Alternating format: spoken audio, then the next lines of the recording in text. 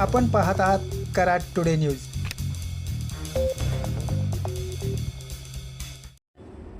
पुणे बेंगलोर राष्ट्रीय महामार्गावरील 6 पदरीकरणाचे काम कराड तालुक्यात अंतिम टप्प्यात आले आहे।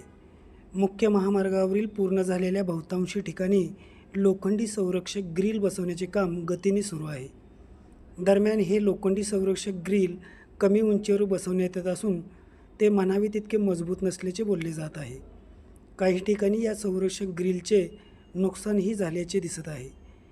या कामाबरोबर महामार्गावर ठिकठिकाणी रंगरंगोटीसह महत्त्वाच्या ठिकाणी विविध गावांच्या नावाचे फलकही लावण्यात आले आहेत।